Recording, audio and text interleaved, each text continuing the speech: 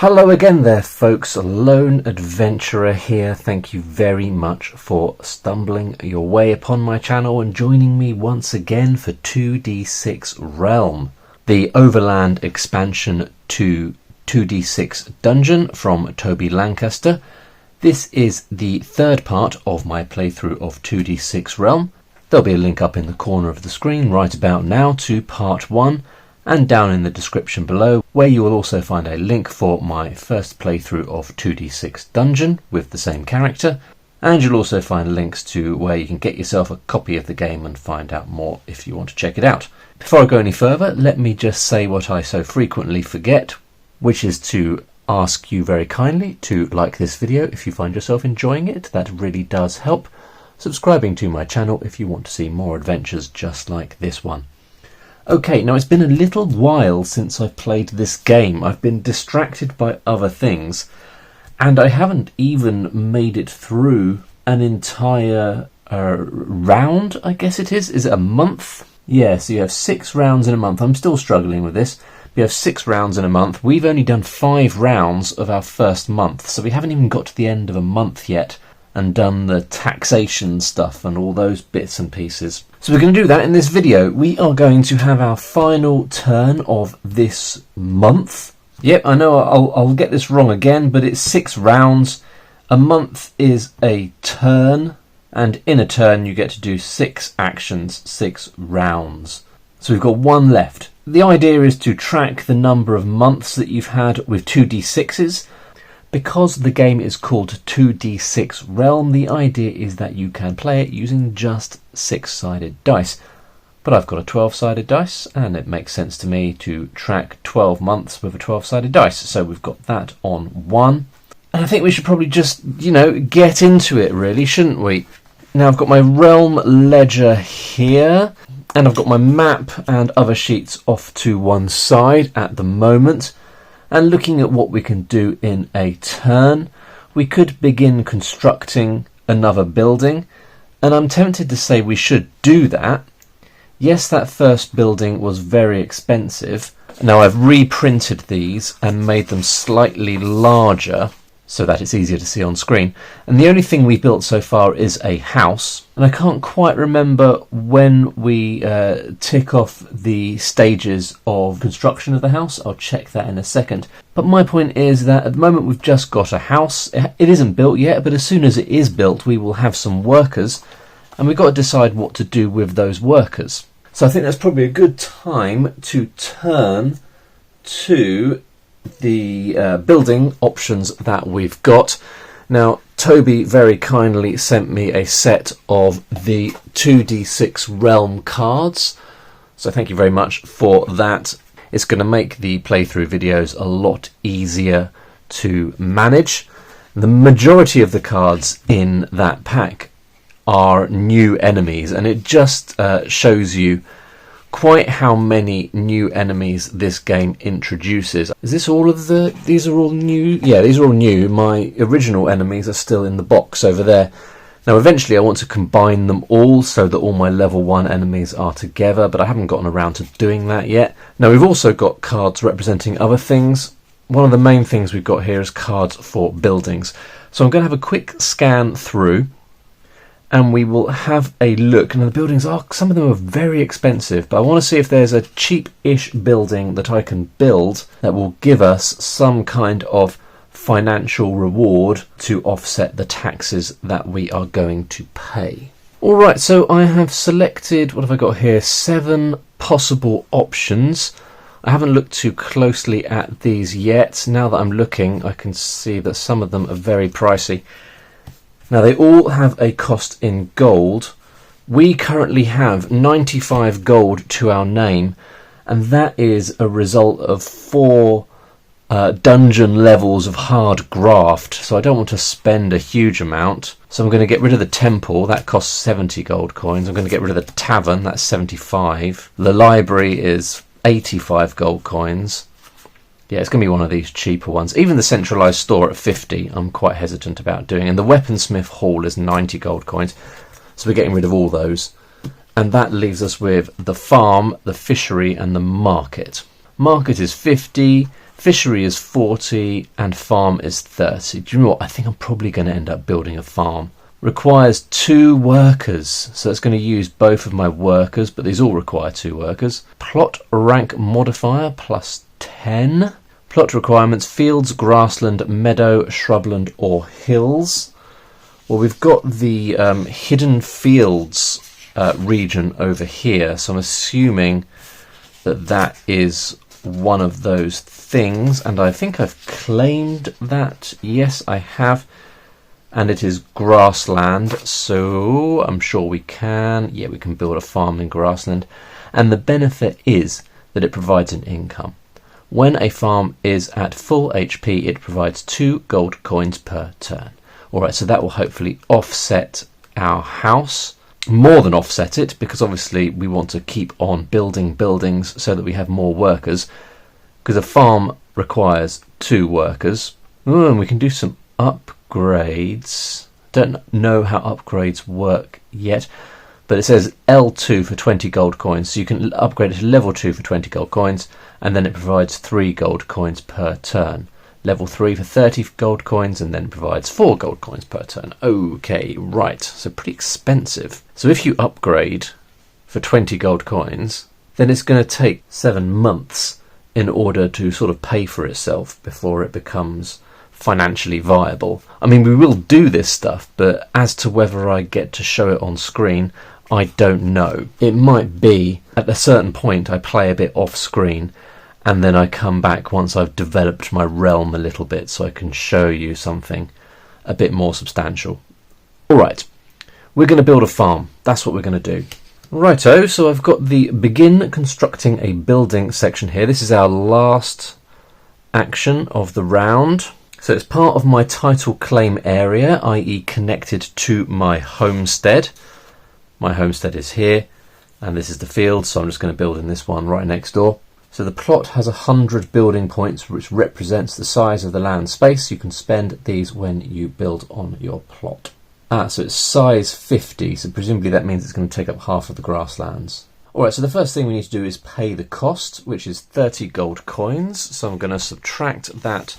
It's just occurred to me, do I need to have workers in order to do the building? Okay, on reflection, I think probably you do need to assign workers to a building in order to construct it. So we'll keep the farm card nearby. That will be the next thing that we build, but we're not going to have an opportunity to build in this turn for this action. So what are we going to do? I think probably the only option we have left to us is to explore a new plot or plot area of land. So we'll do that. So here we go. I'm going to just go up in this direction between the den and the mound and see what we got going on up there. So we need to establish the type of land. Types of land table, that's where we want to be, isn't it? So our first roll of the day, 26. That gives us fields. Alright, so we've got some fields. So it's a standard area, rank 6, tag FL, or FI, I guess that's FI, isn't it? So we'll start with this one here. Alright, so fields look like that. So let's draw some fields in. Then we need to determine land ownership. And to determine land ownership, we're going to roll D6. And on a 3 to 6, there is no other claimant. And you can include the land in your realm area. Or on a 1 to 2, the land has already been claimed by another land owner. 6, so that's all good. We can claim the land. How do I decide if it's what size it's going to be? Should I have done that already? Oh yes, we roll a d6 and then the number of additional squares of this land type are added to the initial square. Yeah, I guess so. So I suppose that means it's always going to be at least 2, isn't it? 3. So I guess that means that it's going to be a total of 4. Yeah, I think that's right. So we're going to expand this by an additional 4. All right, there we go. So that is our area. We have determined that it belongs to us, so we can put it in the land log here. So this is 4FI. Land type is fields.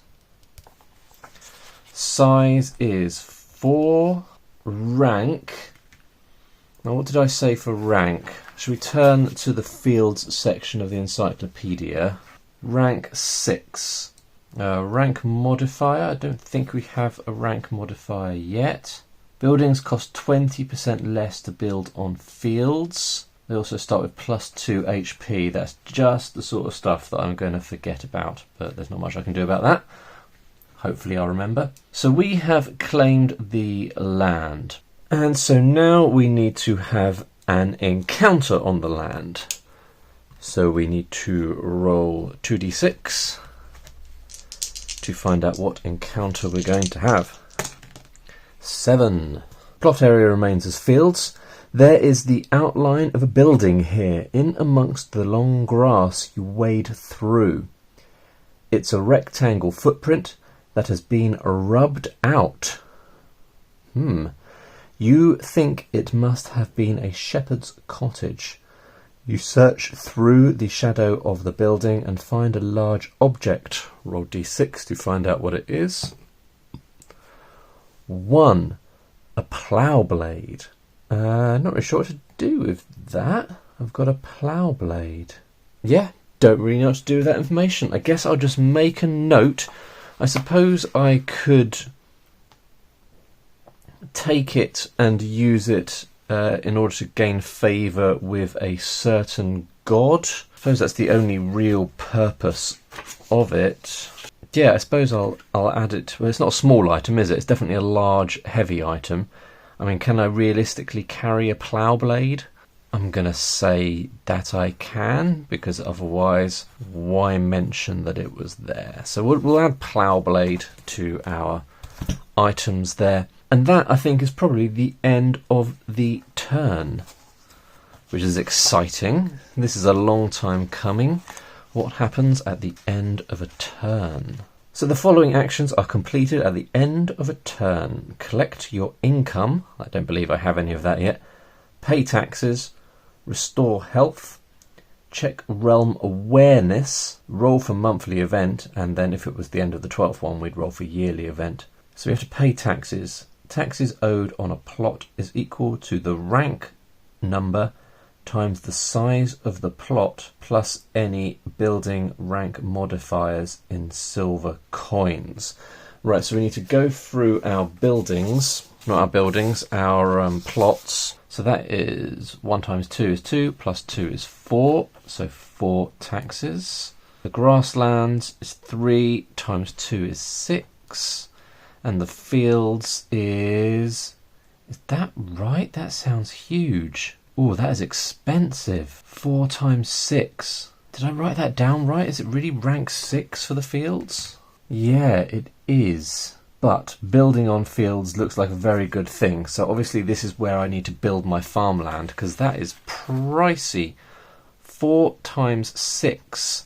So that's 24. Total up the taxes to get the amount that must be paid every month to the high actuary. Pricey taxes. So I've got 105 silver coins. So we have got a total of 34 silver in taxes. I can't see anywhere here to list like your current tax payment. So I guess I just have to tally that up every time. I guess it will change quite frequently.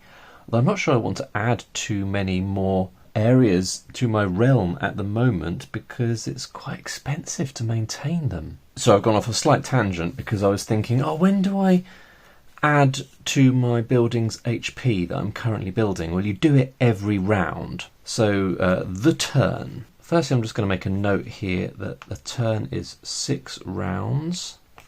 Just so I remember that's what a round is called.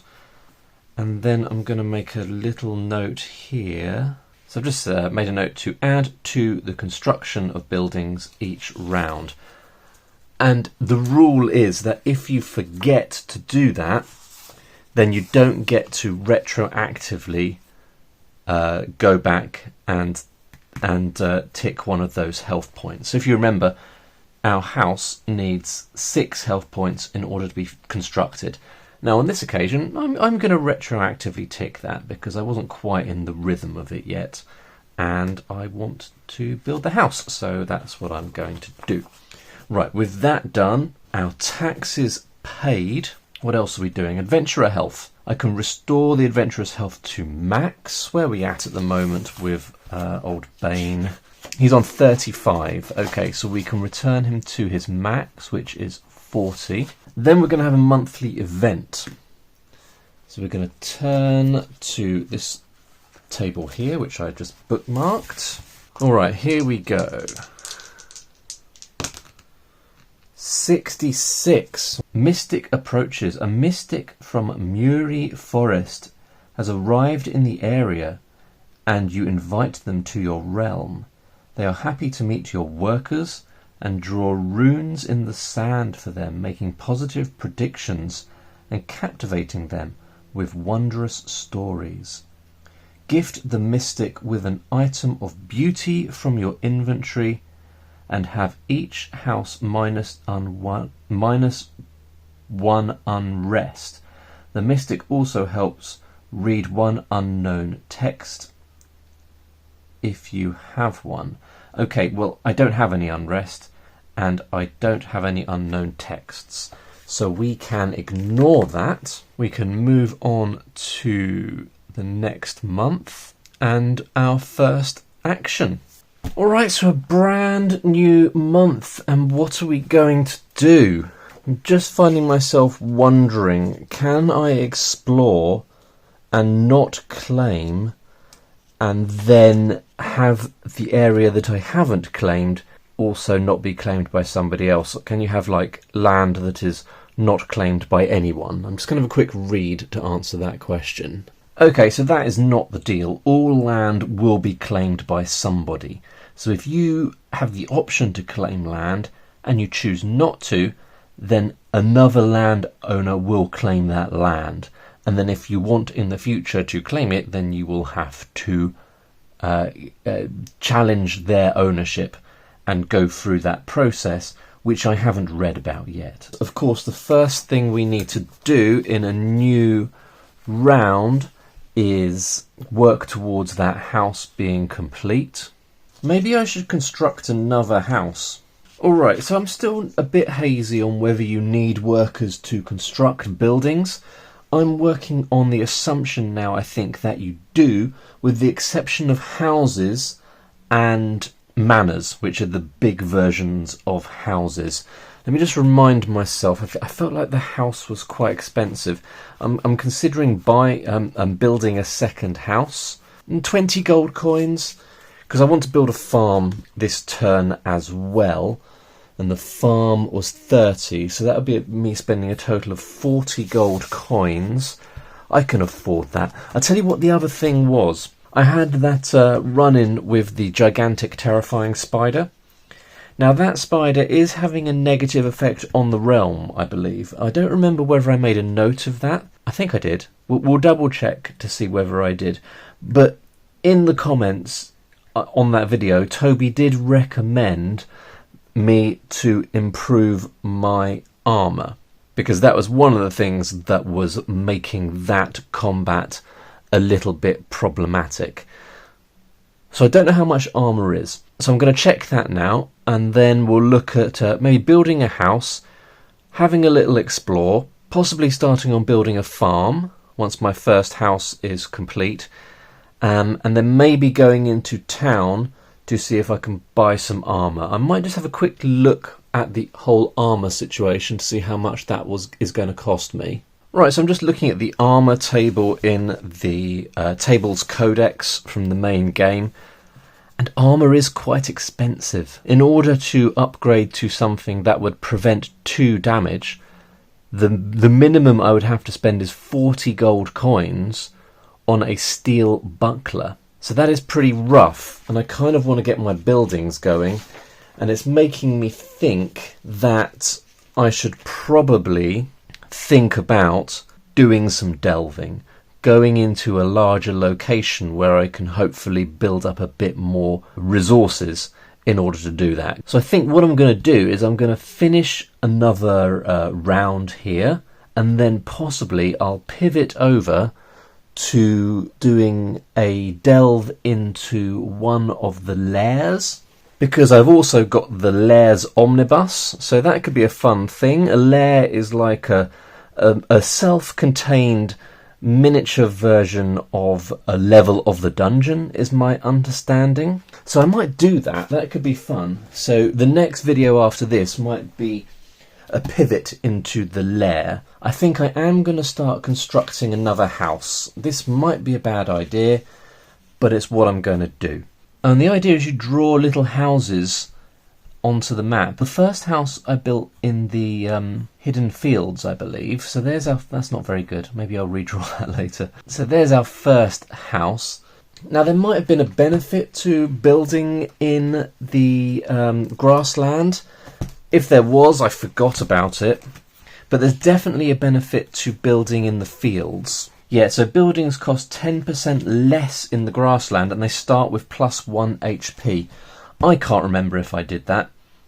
I've no idea. I've got a feeling I didn't. But I think we'll build the next house in the fields, because that, I believe, is an even better discount. Buildings cost 20% less to build on fields, and they start with +2 HP. So that is a real bonus. So we'll draw a little house over here. There we go.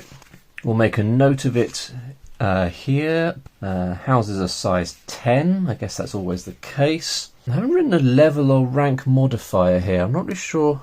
Plot rank modifier, okay, 0 at least initially. And I think these are level 1. Or at least when they have been built, they'll be level 1. And then you have to upgrade them to become level 2 or level 3. Oh, and they give you +1 worker. Ahaha. Okay, so they can only go to level 2, and that gives you +1 worker. That's pretty awesome. So once again, we're going to cross out those there, so we know we'll only be able to allocate 2 workers initially. We are going to scribble out the HP 7 spot, because we only need to go up to 6. Then we're going to tick the first 2. Is it the first 2? Because the grassland says, sorry, the fields rather, says they start with +2 HP. So I'm going to have to check to see whether we should be starting... I think you start with 1 HP anyway. So +2 probably means we would start with 3. Yeah, you always start with 1. So because we are doing it on the fields, we will start with +1 +2, which is 3, which is pretty sweet. So that's already caught up with our first house. And as a result of being in the fields, it's going to cost us 20% less. A bit of maths time. So the cost is 20 gold. So 20% less, 20% of 20 is 4. So it's going to cost us 16 gold. So let's reduce our ledger. So that's going to take us down to 95, 79 gold. That's not too bad, is it? That doesn't seem too scary. That fields bonus is really nice. I think that's it really for now, isn't it? That's that round done. We're going to go on to a second round. At the start of our second round, we are going to continue the construction of both of our buildings. I mean, it feels like we want to do some exploration. So what we'll do is we'll do some exploration over here somewhere, and we're just going to let that be owned by somebody else once we've finished exploring. But it'll be fun to do some exploration. So let's do that. So we need to determine the type of land. And this is going to be over here next to the hidden fields, I think. 61. So that gives us shrubland. So that's going to be area 5, SH.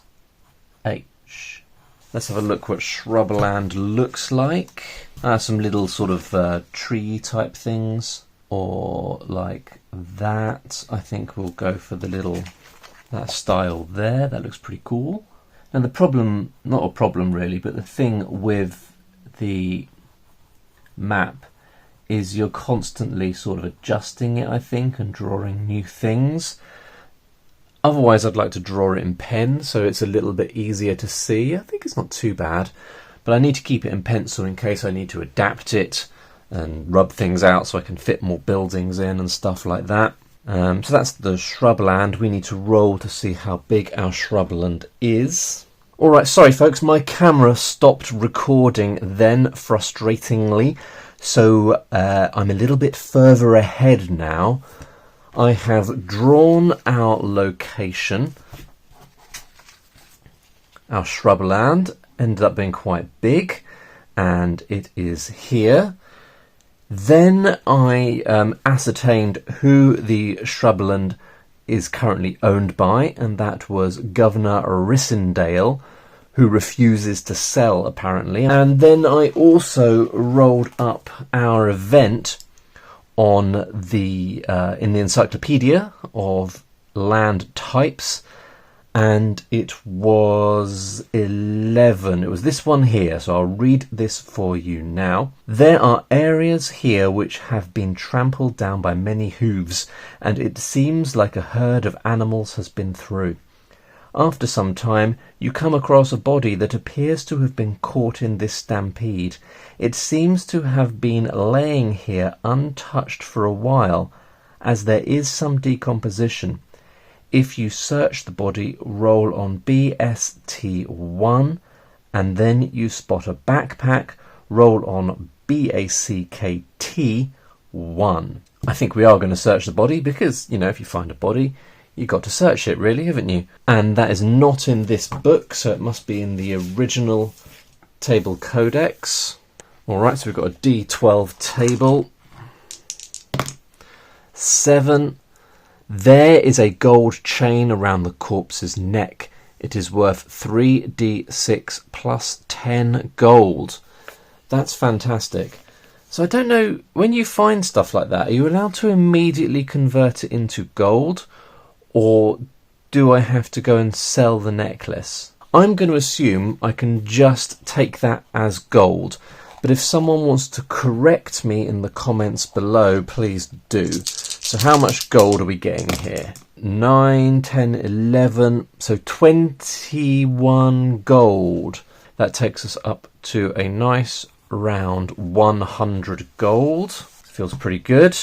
And then we need to roll on BACKT1 because we're also going to search his backpack.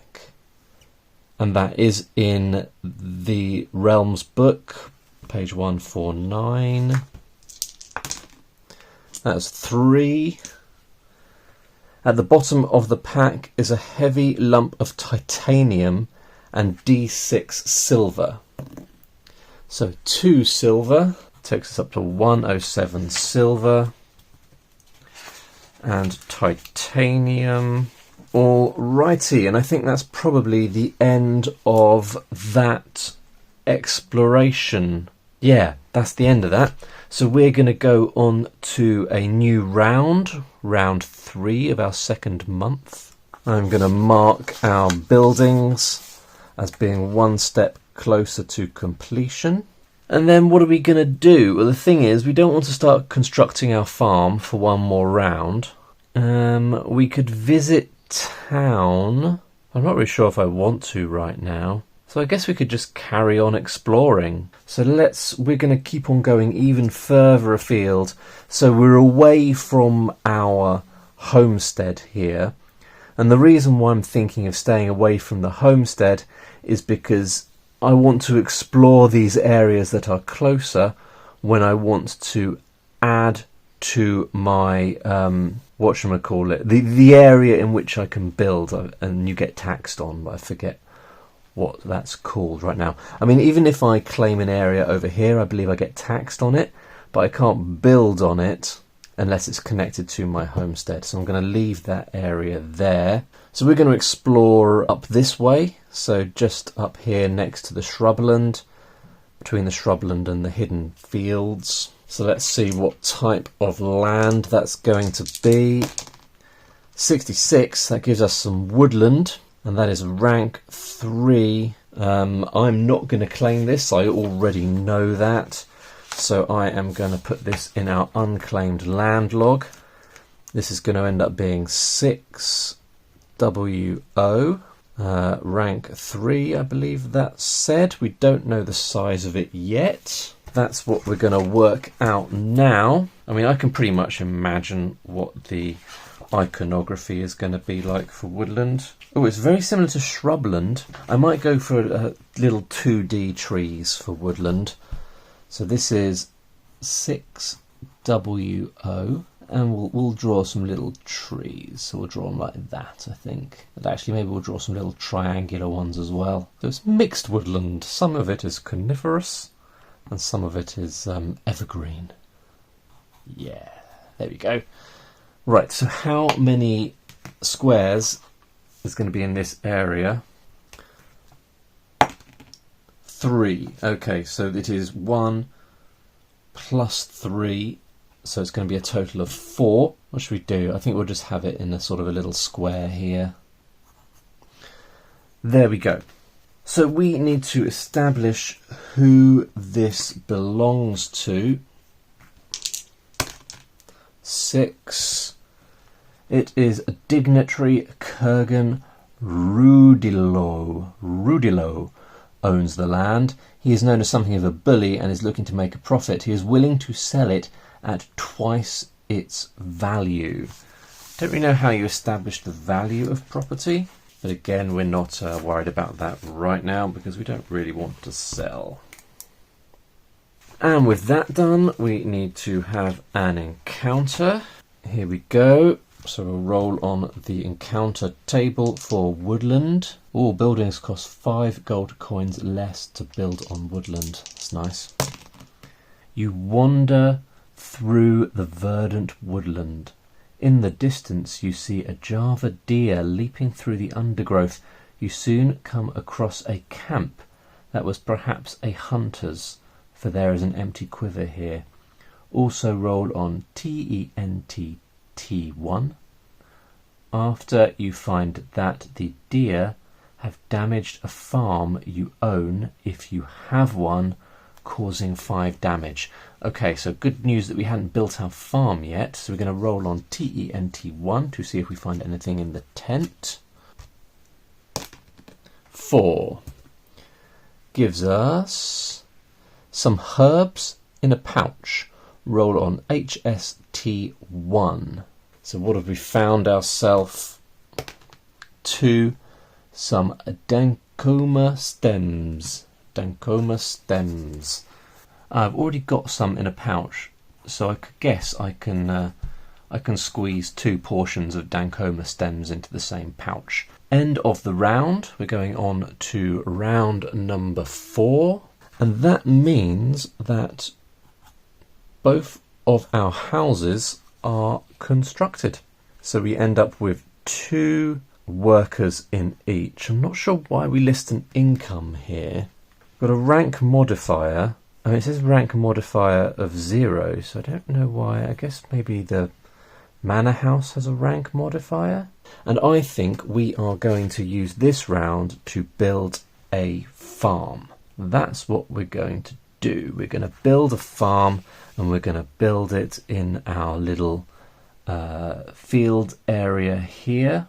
I don't think you really need to differentiate buildings, so I'm just going to draw another little house like that to represent our farm.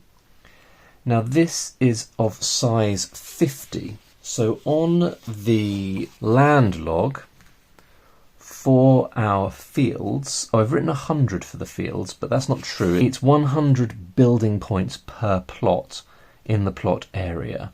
So I believe we start off with 400, not 100, and this is going to take us down to 350 outstanding building points. So with that done, we need to pay the cost, 30 gold coins, but if you remember in the fields, the cost is 20% less. So 20% of 30 is 6. So that will mean it will cost us 24 gold. 107 minus 24. So I think that takes us down to 83 gold. And now we can add this building to our buildings register. So we're going to do a plot tag. It is in 4FI. Building type is farm. Size, I guess, is just 50. Level is 1. Rank modifier. Where's my field card? What have I done with it? Plot rank modifier is plus 10. So then I need to just make a note of that. We have now got a rank modifier. Have I done that in pen? Yes, I have. I should probably write the modifier in pencil because I'll be writing that. And then I need to increase the taxes as well. It's going to go from 24 to 34 because we've got to add on additional 10. Okay, then the income from the farm is going to be 2 gold, I think it was, wasn't it? Yes, it'll be 2 gold once it's up at maximum health. It's only when it's at maximum health. What's our workers? Is that required workers? I guess it is. So it requires 2. I'm going to be allocating 2 workers. And when I do that, I need to just make it clear over here that 2 workers from one of our houses are now allocated to a farm to work. A farm has 6 HP. So I need to scribble out the 7 spot. But our farm is going to start with 3 HP, because if you remember, in the fields, we get a plus 2 HP bonus when we start. So that is pretty sweet, and I'm glad I found those fields next to my my compound. So we're doing all right. We've got a farm, we've got 2 houses. We're going to go on to a new round. This is round 5. And in round 5, we are going to, first of all, tick off another spot on our farm. That farm's going to be ready for the end of the month, which is pretty cool. Okay, I've made a bit of a snap decision here. And for this round, I'm going to build a manor house, which will be quite expensive. But we will be building it in our fields, I guess. I think we can probably build it in the fields. A manor is very similar to a house in that you don't need to assign workers to it. It provides workers. And a manor house provides 3 workers initially, which is pretty cool. I'm thinking ahead. I'm probably going to want to build another farm, and I think I'm going to want to build a centralised store as well, but we will get to that soon. Right now we're going to build a manor house. So this is going to be in our fields, as I said, 4FI. It's a manor. It is size 15, so we need to subtract that from the building points we have for our fields. So that's going to take us down from 350 to 335. It's going to be level 1. It's got a rank modifier of +1. So now we know that our rank of our fields is going to go up again to 11. So our rank modifier is going up to 11, which means our taxes is going to go up to 35. Okay, and this will eventually give us 3 workers. Let's cross off 2 spots there. So you can upgrade the manor, and then when you upgrade it starts giving you a little bit of an income as well. But we've got no income right now. Eventually the manor will have 8 XP, so I need to scribble out the 9 spot, and as with the other buildings, we tick off the first point of HP, and then we get a bonus 2 because we are in the fields. And this is going to cost us 40 less 20%, So that will take us down to 32. It's going to take me down to 51 gold coins. That's silver. Have I been crossing off silver? No, I don't think I have. I've been crossing off gold, haven't I? I'll check when I'm editing the video. So that will take us down to 68. Hopefully my maths is holding up. Fantastic. So now we've got a manor house as well. So we're going to go into the final round of the month. We're going to tick off a point towards building our manor house. I mean, I could upgrade a building. That might be fun. I think I've still got a decent amount of cash here. I mean, we can upgrade a house to level 2 and it will give us +1 worker. And then we'll really be ready with loads of workers. Maybe I'm getting a bit ahead of myself with all the workers, but then I won't have to worry about it. And actually, I think I want to do something other than exploring, just so we can round this up and call it quits on this particular entry. Well done if you've made it this far, because it has been quite long. Yeah, I mean, there's not much written about upgrading. I think you just sort of declare it upgraded. So our house... upgrading is going to cost 10 gold coins, so that'll take us down to 58. And it's going to give us +1 worker available on one of our houses, so I can just scrub out that spot there, which I foolishly did with pencil and erasable pen. So we've got an available worker there, and I can just up the quantity of workers listed to 3.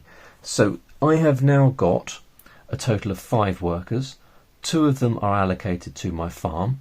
Once the manor is complete, we will have an additional 3, so we will have a total of 6, 7, 8 workers, 2 of which are allocated.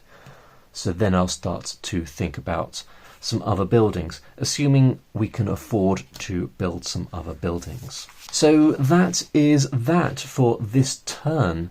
So we need to finish up the turn, and I've just noticed we've got a little reminder here. We're going to collect income. Oh, we can collect income, can't we, from our farm? Oh, no we can't, because we haven't finished building the farm. And I did forget to allocate health points. And so the deal is, if you forget, you forget. So I'm going to not get my income, which is pretty devastating, actually. That's pretty devastating. I even wrote a note, but I was building my houses, but I forgot to build my farm on the other sheet. Disappointing. But I've still got to pay taxes. So the taxes on our land log are pretty high now. 35 for the fields, 6 for the grassland, and 4 for the shrubland. So that's 45 silver we have got to pay. So that's going to take me down to 38 silver. So we've spent quite a lot, but we've still got some left. We're not too poor yet. Roll for monthly event. I'm just going to make a note of where that is. It's on page 171. Here we go, that is a D66 table. 42. Resolution. If you have lost a worker in a house or manor, they return or someone else moves in their place. Well, that hasn't happened, so I don't need to worry about that. And that brings us to the end of our month. So we're heading into month number 3. And in month number 3, I'm not sure about how you start a delve into a lair, but visiting the main dungeon counts as a round of your turn. So we'll be going back to 1 over here. So I guess going into a lair is similar, but I'll have a little read before the next video. And in the next one, we'll see Bane going into a lair, doing a bit more fighting, and hopefully building up the coffers a little bit so that he can come out and carry on developing his realm. Well done for making it this far, folks. It's been a lengthy video, but this is a game that does require videos that are a little bit longer so we can actually make some progress we have explored a decent amount of the realm there. We've built a few buildings, we've had a few encounters. I think we went the whole thing without doing any fighting, didn't we? But that is okay. Hope you enjoyed it, folks.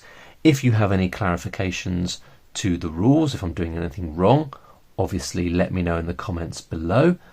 Otherwise, thank you very much for watching, and I'll see you next time. Bye for now.